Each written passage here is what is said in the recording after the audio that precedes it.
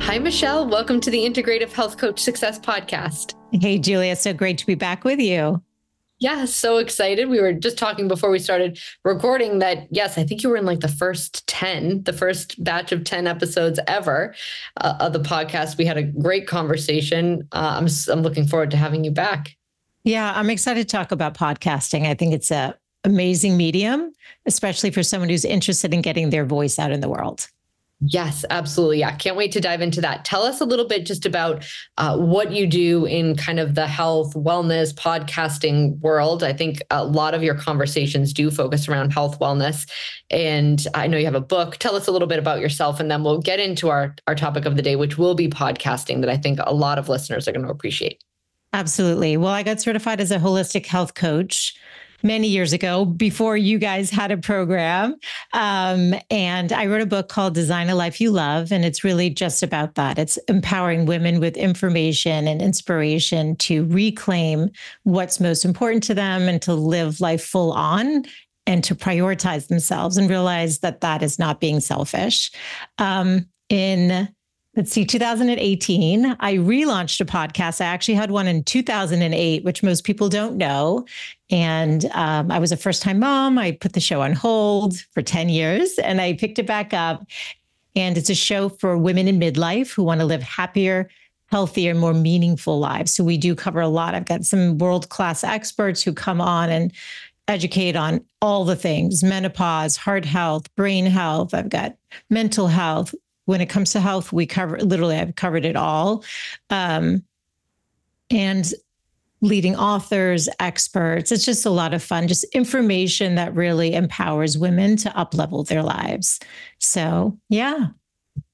Yeah. And you have the most beautiful energy to do that. And you're sweet. I think it's, when you deliver content that's, meaningful in a even more meaningful way based on kind of your own energy, I think it's received much more. Oh, that's sweet. So, thank you.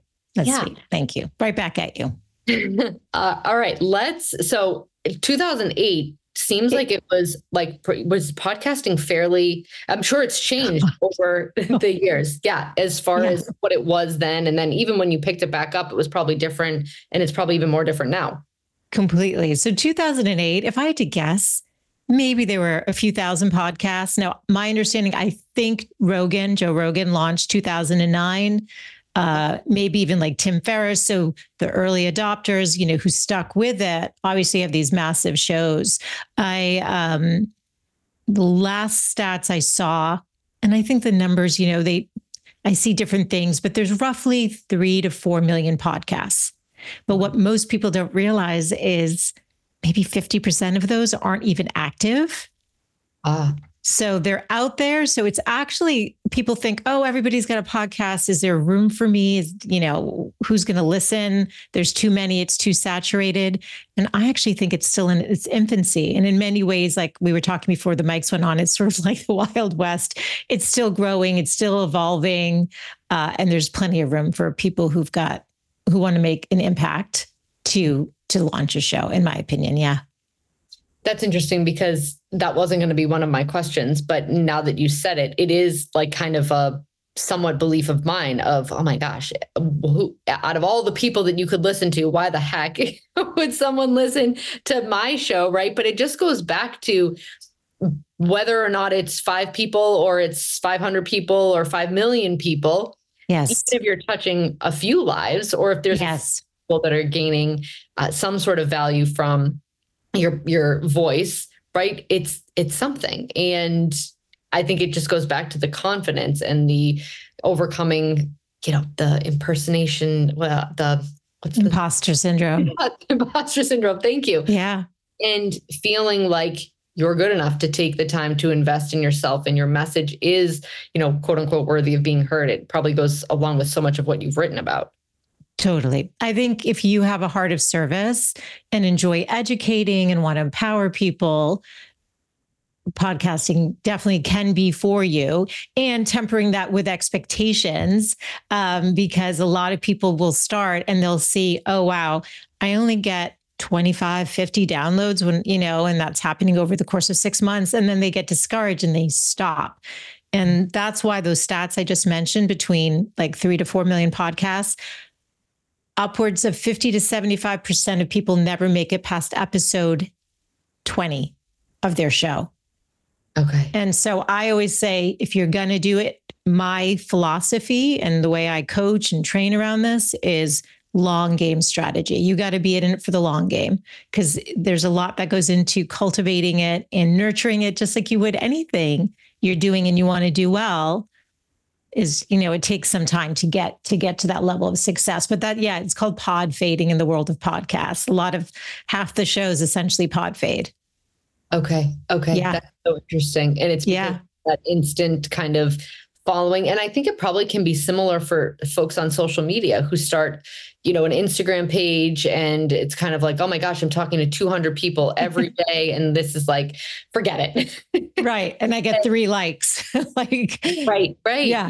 And so it can kind of be discouraging, but I think the mindset of, even if you're serving one person and doing it for your own fulfillment. I stepped away from hosting the show for a period of time, and it was the thing I missed the most, because connecting with amazing people, having interesting, super amazing conversations. And every time I got off a show, I would feel like energized and like I was bringing information to the people that needed to hear it. Right. Totally. And it can be just a huge benefit to your own well-being and your own, like you said. So if you have a heart of service and it's something that energizes you, it's not like work. And it probably, if you energetically show up that way, probably has a different success rate, is my guess.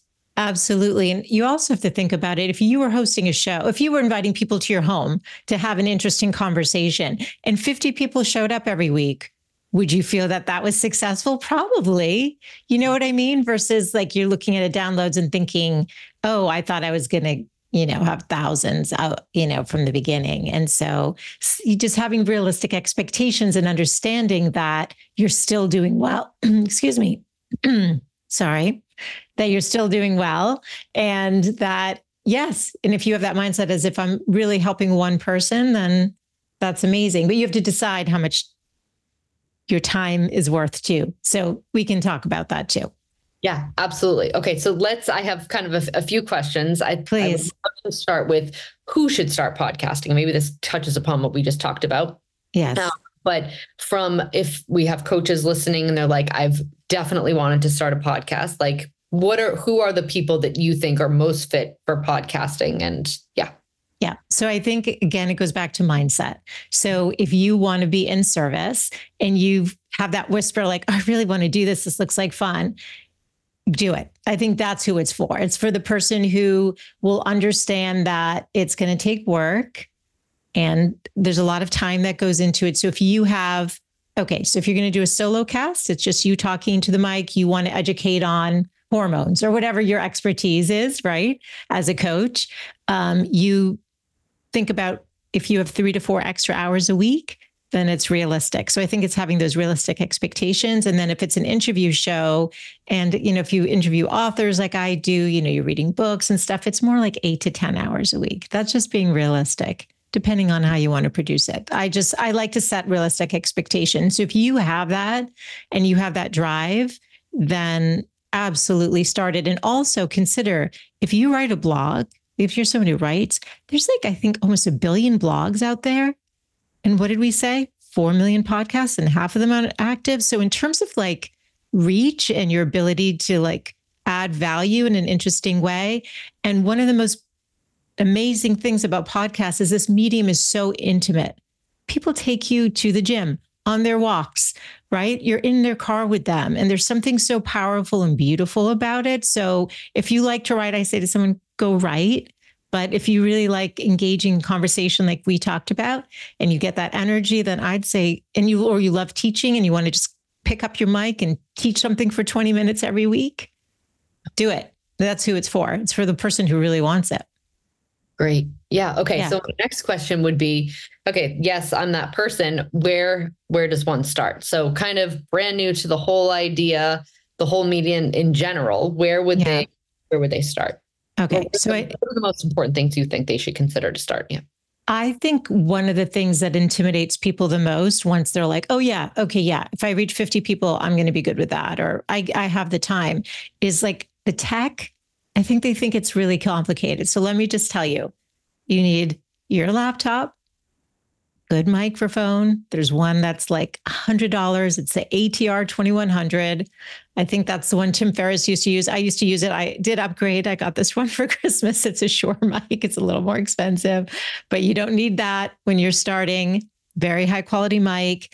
And then you need the format of what you're going to do, right? It's like, you need to know, am I doing an interview show or am I doing solo cast, or both? I personally chose to do both. I do more interviews than I do solo casts. You have to understand, like, what's the format that you're going to approach it with. You need to be able to, you're going to book guests if you're doing interviews, right? So you have to be thinking about that. And I always encourage having 8 to 10 interviews recorded before you launch. And then when you launch, you're going to launch with 8 of them. Because what happens is when somebody finds your show and they like it, they want to listen to more. And just another stat, most people have between 7 and 8 podcasts they listen to on rotation. And I bet, Julia, if you looked at your podcast list, you probably have your 7 to 8 favorite shows. So you want to make sure you're going to be showing up consistently for them. Yes. Yeah. Okay. And I think even before I started doing it for the IHP podcast, I always thought that like the video interface was something complicated, but okay, yeah, Zoom, we just use Zoom. Yes, right? if you already have Zoom, there's something. Oh wait, I'll have to think. Riverside FM, a lot of people are using that. They really like it. I already was using Zoom, and I'll tell you, the first 2 years I was on Skype, I never saw my guests. We literally were interfacing through my computer, but it was an auditory experience only. Interesting. Yes. So it has evolved. Yes. But Zoom, it's like, could not be more easy. And then if this is helpful, I use Calendly, but there's like Acuity, other scheduling software. Yep. And I mark the days that I'm available to podcasts, send the link. It has all the questions. Like, you just automate certain things to make it easy for yourself to streamline, and for the guests to sign up and get you their headshot and all that kind of stuff. Yep. Yes, absolutely. Okay. So next question, what do you believe, what are the elements that would kind of make a successful podcast? So if they're, thinking, okay, what would my topic be, or what would I be doing? Is there something or a few things, the elements of a successful podcast? Yeah. First, you need to know your why, because you're going to be coming back to this. I don't know a podcaster who hasn't been like, oh my God, I just want to stop, as much as I love it. Like, I'm 2 years in, and you need to get excited again and reconnect it to your mission. So getting crystal clear. Why are you podcasting? Who do you want to serve, and why now? Once you know that, that's the motivation that keeps you going as you do it. But I have 4 C's. So the first was that, the clear intention. What's your why? 2 is realizing you are building community. So you want to get people engaged, and then invite them onto a newsletter, and then continue the conversation where you're sharing the episodes, sharing more of your expertise, right? Because part of what you're doing is you're growing your own thought leadership and growing a community around your mission, whatever that is for you. Content is queen. You can repurpose all this content and get it out there. So you want to be thinking about recording, getting it up. We were talking about this, up on YouTube, getting it out on social media, little clips everywhere. Again, it's because part of the reason a lot of people start podcasts is to expand their thought leadership, their brand reach. There's networking benefits. There's like numerous, right? It's led to speaking engagements. It's led to invitations on people's podcasts and vice versa. It's led to getting new clients. A lot of people want to do this to gain new clients. So if you're the expert and you're doing a solo cast every week or an interview, you're inviting them somewhere, right? To your newsletter. You're producing this quality content. The last piece, though, and the most critical one, and this is where a lot of people fall short, is the consistency. You have to have a schedule and stick to it, because truly people will love your show. They've told me like, oh, you're like my Netflix. Like, I found it and I binge watched or binge listened. And I'm like, really? You binge listened to my podcast? Like, it's so funny to me, but it's lovely to hear. But that will happen. And so you want to make sure that if you've got a show, mine comes out every Wednesday morning without fail for 6 years. You can't come out on a Monday, release an episode, and then the following Tuesday, and then drop off for a couple of weeks, and then come back. So if you really want to be successful, that's number one. You really have to be consistent. Yes. Yeah, because a lot of other people are out there being consistent. And if someone's very consistent listen, they're just going to find something else to consistently. And they will. They will find something else. Yes. And I think as far as the predictability too, right? There's a lot of the podcasts that I listen to, I know when it comes out. I'm like, oh my gosh, new episode on Tuesday. And like my sister's going to text me and ask me like, did you listen to, so-and-so on the podcast? And so you kind of can anticipate, and it's no different with shows that people watch, right? It's kind of totally like what you're going to be engaging in.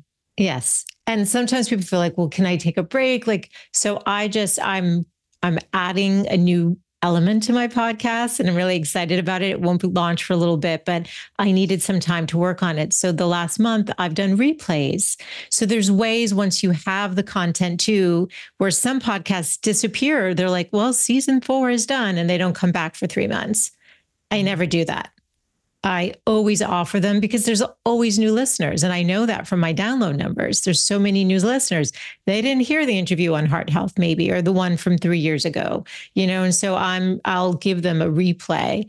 And it's amazing how many, like I'll get the same number of downloads, or more than I did when I launched it. Like people want to hear it. So that's actually a little pro tip, I would say. Don't leave them without something. Give them a replay at least.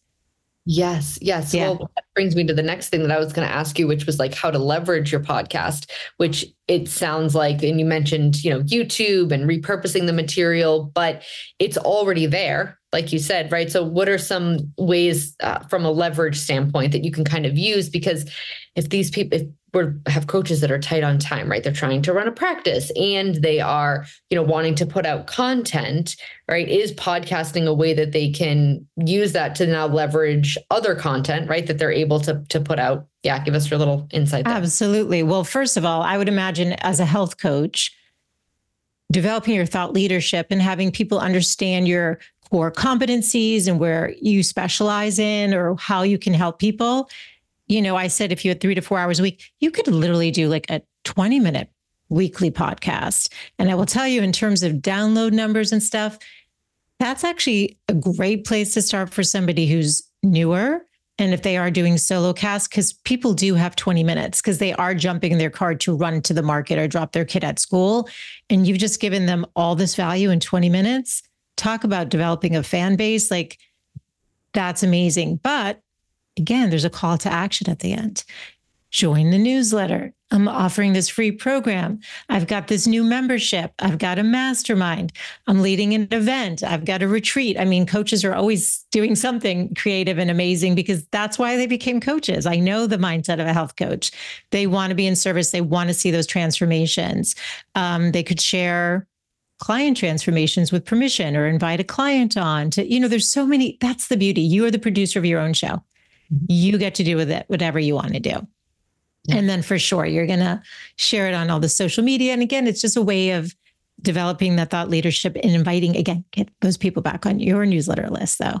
Invite them back to where you have ownership of that service, right? The newsletter is yours. It's not like if Instagram disappeared tomorrow, you didn't just lose 2,000 people. Like you're inviting them over to your, and again, people see you, then start seeing you as the expert.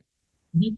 Yeah. Yeah. And most people don't have a podcast, just like most people don't have a book. So it's just another thing to add to your, sense of credibility when you're, engaging new clients or trying to get a speaking gig. Yes. Yeah. And I have recently had a coach ask me, and she was like, do you like doing the podcast? And she was thinking about, starting her own. And she asked me what I liked most about it. Yeah. And if other coaches are listening, I'm going to just offer my the creative aspect of it, being able to like do something a little different and creative. If a lot of these coaches listening, if you're doing lab reviews and it's kind of quantitative and it's investigative, and yes, you're delivering these results to the client and having a conversation with them, But the podcasting is just it feels a little bit more of like relaxed creative energy rather than like investigating in a serious matter, right? A lot of clients can have health, significant health concerns. And this is a little bit more of just like a relaxing medium to just talk to either someone or about something without that same pressure. And I don't know if that's something that resonates with you, but I think it's a huge way to leverage your own knowledge in a way that might not feel as like energetically demanding, but rather a little bit energizing. 100%. You have to have fun with the show. It should be fun for you and it should be pleasurable, but 100%, you are your own producer. That's all creative energy. You get to format it how you want. You get to decide, like I said, interviews, solo casts, combination, mix it up, survey your audience, see what they like, and you're fine tuning it as you go along. Yes. Yeah, absolutely. Okay. So one other question, as far as when you kind of look at, so the saturation, right? If someone's kind of hung up on the saturation and the topics, do you find that there are just a vast amount of topics? Do you find that like the health and wellness space is more saturated than others? Do you find that there's like anything from a saturation standpoint that you would offer from no? Your voice is unique. Yeah. Your take is unique. Your passion is unique to you. So yes, there's a lot of conversation, let's say around menopause now. It seems like everyone's talking. I've had so many guests come on my show. My audience wants that. And it's important. I'm in perimenopause now at 53. Like that data is so important. So there are certain topics that are saturated. A lot of the guests I see on my show are literally on the top shows. And I'm like, oh my gosh, even, they're covering these topics because they're such hot topics. Bring your fresh take to it. Yep. Bring your knowledge, bring your expertise, bring your passion. So I can't stress enough. It's not too late to join. Like literally, it seems like everyone's starting a podcast. And a year from now, they may not all still be doing a podcast. Right. Those stats, that pod fading is legit. This is what I'm saying. And it's having those realistic expectations and realizing like, if you've got the contribution, don't get discouraged. You got to keep going. Have a mindset. You're going to go for a year. Mm-hmm. Yep. Consistently. When you start, I'm going to show up. I'm going to do this for a year and I'm going to reevaluate. Yes. I mean, if you hate it, don't do it. Go write or do something else. But if you love it, find the joy in it and don't get bogged down by the idea of saturation or whatever. Yes. And I think too, it's legit though. It's a fair question. Yes. I think the point that you made too about the like length of the show, right? All of the podcasts that I listen to are well over an hour. And sometimes like, I'm just like, I really want to hear this, but I'm going to wait until the clips come out on their Instagram account because I cannot sit and listen to something for 90 minutes or even like, I don't have a task that's 90 minutes long, right? Like doing the dishes or my kids won't let me keep earbuds in that long.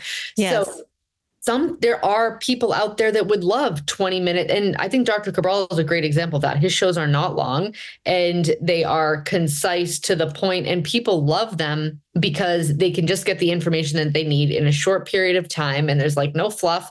And so just because it's a 20-minute show doesn't mean it can't have incredible value and double the value for a listener who doesn't want to listen to something super long.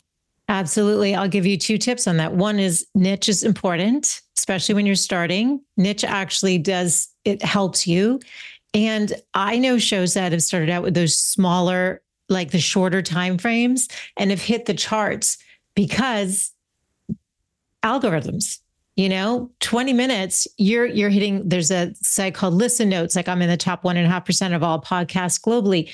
Those are based on how long somebody listens. And then like I've hit the charts for self-improvement. I've hit number 7 in the United States. That's for engagement. So anything you can do to hit both of those, my shows tend to go close to an hour. And I have a tremendous amount of curiosity and I try to focus it based on what I think my audience needs. But that's also why I do solo casts sometimes, because sometimes that smaller amount, like I keep getting feedback, which is why I'm adding another element to my show that people want more of that from me. So yes, but yeah, don't be surprised if your show doesn't hit the charts at 20 minutes a week. I'm telling you, I've seen it. Yes. Yeah. And you can, if you have, I don't, an hour and a half, in a day to do, if you are solo casting, right, you can do more shows, right? And You now can you're putting up batch. more consistent content and Yeah. a way to get started. And then maybe your audience does want a little bit longer. And so you stretch it out. But if the time commitment to getting started is a constraint, maybe starting with, those quick 20-minute shows is a great way to enter. 100%. And I will say though, the interviews are so they're so life-giving and exciting. Like you said, you just come off so energized. So make it your own and stay true to yourself. Don't do something for the rankings, for the whatevers. Focus on what's true to you and then let you can tweak that stuff along the way. Yeah. Yep, absolutely. Yeah. I think probably the interviews have to be a little bit longer because they will. Yeah. 30 minutes. I can do 30 minutes, but that's tricky. 40 is probably more realistic. Yes, absolutely. Okay. Based on what I've already asked, are there outstanding things that you think would be super important for our listeners to know that we haven't touched upon yet? You did mention pod fading, but pod fading is essentially just the fact that, why don't you explain it? Okay. I think this is what most podcasters don't realize when they start is that 50 to 75% of podcasts that launch never make it past episode 10 or 20. So and I think the reason is people don't have the long game strategy in mind. They have this unrealistic expectation of what downloads will look like. If this is helpful, my understanding from the research I've done is if you have 150 downloads per episode or more, you are doing better than 50. That's better than 50% of the shows. Okay. And the rest of the shows are getting upwards of 150 downloads per episode. So it kind of gives you a sense of where you're at, but know why you're in it. Know your why. And then you can assess, well, is it worth it? Because it is a lot of time. And the other thing people underestimate is how much time it takes to produce a quality show. We didn't touch upon the editing and stuff. I outsource that. That would add so much more time. And so you can outsource it or you can do it depends. You can do it yourself. Yeah, but I do recommend outsourcing it if you can afford it. There's also cost to produce a show. Of course. Yes. And did you outsource it from the beginning or did you ever? Day one. Oh, you did. Okay. My show back in 2008 was all me. Everything changed, even how you would upload it. And I Googled I literally Googled near me podcast editor. And I found a musician who right before COVID was kind of doing music and podcasting. And he's now full-time podcasting because of COVID. He stopped, performing because of COVID. So he's been my partner since literally day one. Okay. Yeah. Yeah. Liam is our editor and he's amazing. And that whole aspect of it, if it were like a solo show of mine, would be super overwhelming to me because I don't know a blessed thing about any of that. Yes. So I'm a big believer in outsourcing what you don't believe you're good at, right? So if you are good in interpersonal connection and you're good at all of the stuff that your audience would hear, yes, you can afford to outsource the cost of it, taking that off your plate, because those are things that feel like work to me. That would feel stressful. Getting on a show and interviewing someone like yourself is not stressful. It's exciting. I look forward to it. It's one of the best parts of my day. Yes. But editing it at the end of the week would feel like a daunting task. And so being honest with what your strengths are and knowing why, I think is important, because then if you're not using that energy and time drain, it can completely, it would take the joy away from me. I mean, it's so times, I don't know, it's tedious too. And they equal out the sound quality is important. I just do earbuds. I'm talking through this mic, but this is just to make it a nice listening experience. We've all listened to a show where it's like, sounds like they're in a tunnel or something, and you could want to hear it, but you may tune out if the sound quality is not good. So that stuff does matter, but that's not really the focus of where we're at today. But that would be a reason to outsource it because that person would know how to do all of that. Exactly. And there's Facebook groups or you have a friend who's got a podcast and you say, who do you use? Yep, absolutely. Doesn't have to be hard. Yeah. Yes. And like you said, that oftentimes it may be reasonable to find somebody who's just starting out in it or has other things, and you don't have to hire this, huge editing firm, but it's just somebody Totally. Yeah. who knows how to do it better than you. Right. Exactly. Exactly. Or that finds more joy in the process. Totally. Yeah. Yeah. Okay. So I know you do a little bit of coaching as far as like podcast coaching, of people who want to start. And do you have other like resources or like things of that kind of nature that if someone was like, okay, this is totally what I feel like I want to do, and they want to feel even more supported in the whole process, do you have other resources or? Yeah, I can send you. I've got 5 steps to launch a successful podcast. It's just like a write up. I think it's actually on my website. I'll send you that link so people can find it. I hyperlink the 2 most popular mics. The one, like I said, I use the ATR 2100. You just check it out in your space, but I do recommend that one. It's so inexpensive and it's a quality mic. And I also offer a free 20-minute call to talk about what your objectives are, how I can be of service and, figure that kind of stuff out. So I can send you whatever on that, or you could just, I guess they could email me too, whatever works. Yeah. Yeah. We can put all of the contact information in there. Yeah. But I would tell people that I think, and you've touched on this, podcasting is one of my greatest joys. Mm-hmm. It's been one of the most rewarding things I've ever done. And so if you're thinking about it, I highly encourage you to take the leap and do it. I don't know anyone who doesn't start it and then really want to keep going and, love it. So yes, give it a try. And it's okay if you pod fade and realize it's for you. That's okay. But it's just knowing that that's, having those realistic expectations and having the long game mindset, you're less likely to be in that situation, which is why you're doing this interview. So people understand what are some of the things to be considering before you start. Yes. And oftentimes knowing what the struggle could be or what the expectation is ahead of time, right? Totally. I had never heard of the term pod fading. I didn't know the statistic that you shared, right? Yeah. But knowing that exists knows, okay, well, so here's the problem that lies in the industry. If this is something that you want to avoid, this is what you need to do. But if you don't know the potential issue that you could run into, or the common issue that most people that get into it run into, then you can't kind of plan for it. So it's exactly consider. And like you said, if you realize it's not for you, it's not for you, but at least you don't have to spend the rest of, your life thinking, should I have done it or should I do it? You tried it, you realized it wasn't for you. But yeah, I think it's also, I am an introvert by nature. Yeah.